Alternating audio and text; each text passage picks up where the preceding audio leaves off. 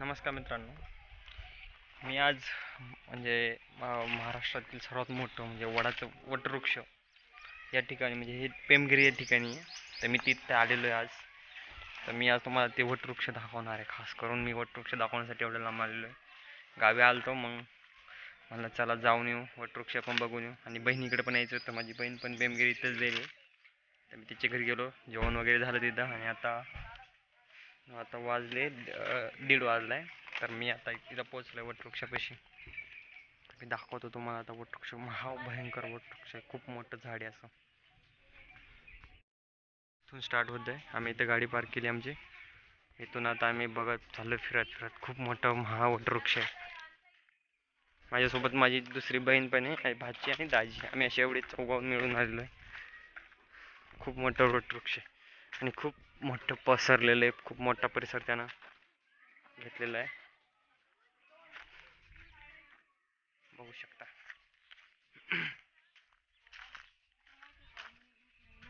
बघ ना किती मोठं आहे, किती मस्त पण आहे ना.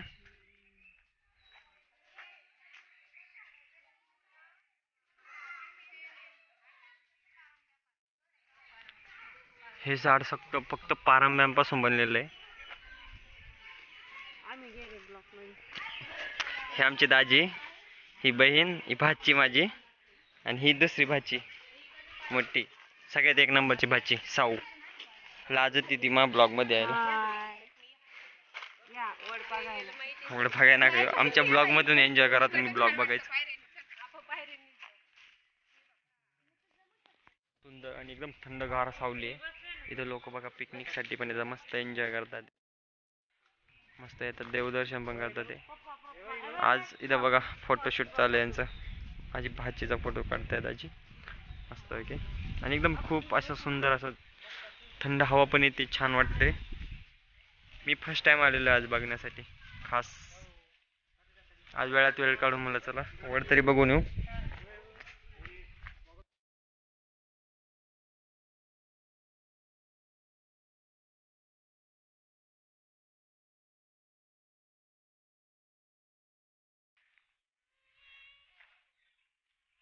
आणि खूप सुंदर असं वातावरण पण इथलं.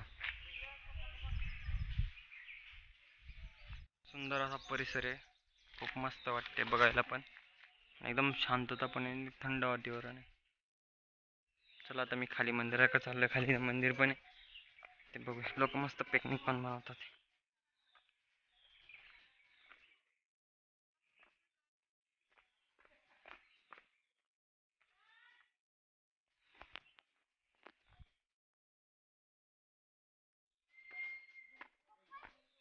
आतमध्ये हे मंदिर.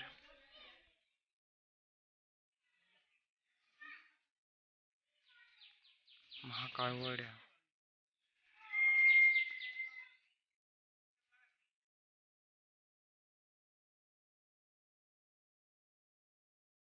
खूप मोठ्या परिसरात हा वडाचा विस्तार झालेला आहे, बघू शकता.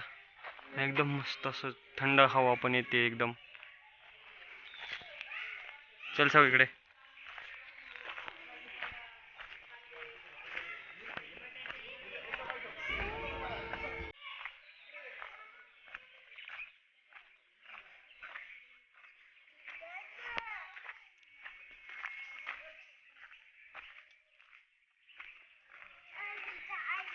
कुठं थांब, मावशी ते येणार इकडं.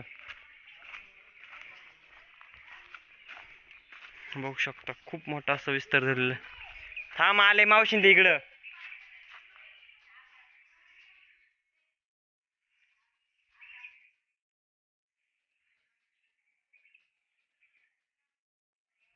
आम्ही निघालोय परत रिटर्न घरी.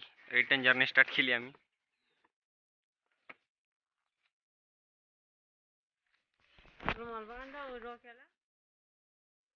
आता आम्ही निघणार आहे रिटर्न. लगेच आता जायचं आम्हाला गावी, म्हणजे घरी जायचंय.